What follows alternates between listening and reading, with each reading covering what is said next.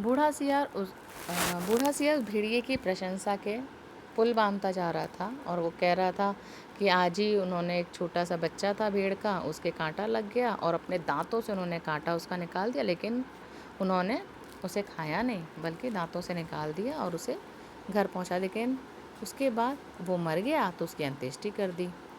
लेकिन आज भी उनके हड्डियों का ढेर लगा हुआ है। उसके दान की घोषणा उन्होंने आज ही सवेरे की। अब तो ये सर्वस्व त्याग चुके हैं।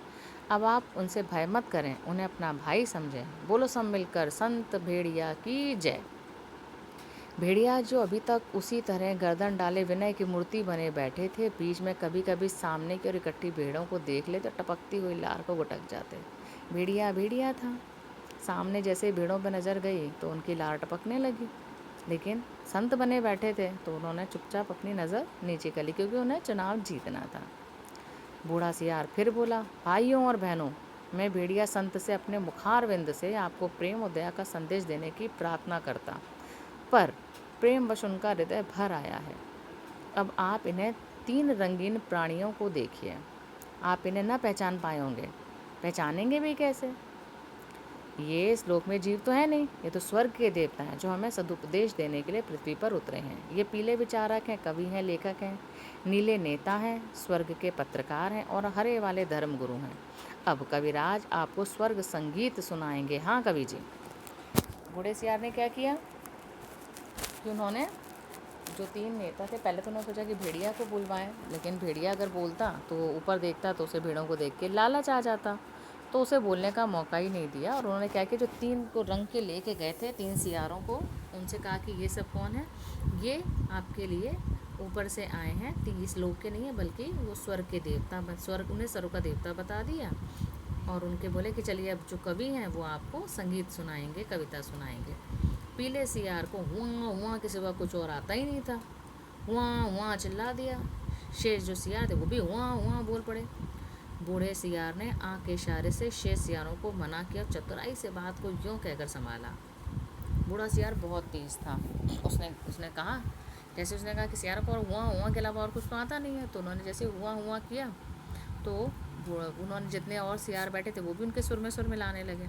तो बूढ़े सियार ने सबको आंखों के इशारे से मना कर दिया और उनकी चतुराई से बात संभाली और कहने लगा, भाई कवि जी को तो कोरस में गीत आते हैं। मतलब कोरस समझ से, जब जहाँ पे लोग इकट्ठे होकर गाते हैं वो कोरस कहलाता है। तो वो उसके लिए कहा कि भाई कवि जी को तो कोरस में गीत आते हैं, पर कुछ समझे आप लोग, कैसे समझ सकते हैं? अरे कवि की बात सबकी समझ में थोड़ी ना आती है। कवि गाएगा अगर उसकी बात सबको समझ में आ जाए।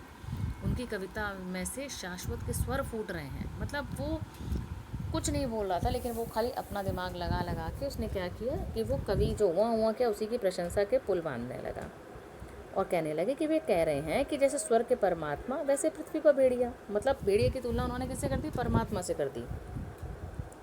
और ये है भेड़िया जी महान, आप सर्वत्र हैं, आप सर्वत्र व्यापक हैं, सर्वशक्तिमान है। प्रातः आपके मस्तक पर तिलक करती है, सांझ को उषा आपका मुख चूमती है, पवन आप पर पंखा करती है और रात्रि को आपकी ज्योति लक्ष्य खंड होकर आकाश में तारे बनकर चमकती है। हे विराट, आपके चरणों में एक क्षुद्र का प्रणाम है।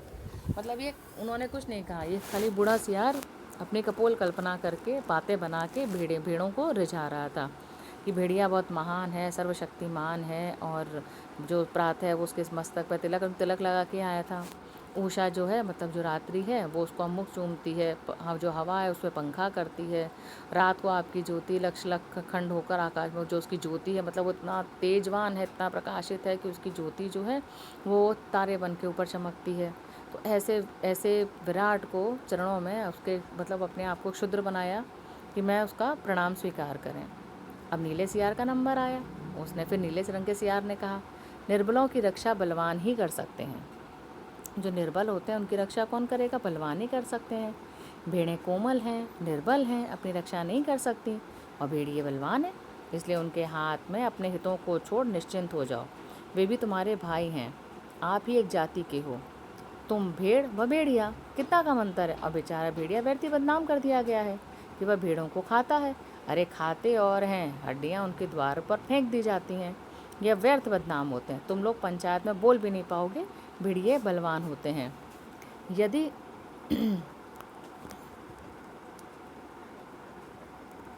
यदि तुम पर कोई अन्याय होगा तो वे डट कर लड़ेंगे। इसलिए क्या करना है कि अपने हित की रक्षा के लिए भेड़ियों को चुनकर पंचायत में भेजो। बोलो संत भेड़िया की जय। अब हरे रंग के धर्मगुरु ने उपदेश दिया, जो यह त्याग करेगा वह श्लोक में पाएगा, जो यहाँ दुख भोगेगा वह यहाँ सुख पाएगा, जो यहाँ राजा बनाएगा वह यहाँ राजा बनेगा, जो यहाँ वोट देगा वो यहाँ वोट पाएगा। ऐसे सब मिलकर भेड़िया को वोट दो, वे दानी हैं, परोपकारी हैं, संत हैं, मैं उनको प्रणाम करता हूँ। मतलब सब तरह से भेड़ों को रिझाने के लिए इन्होंने कार्य करना शुरू कर दिया।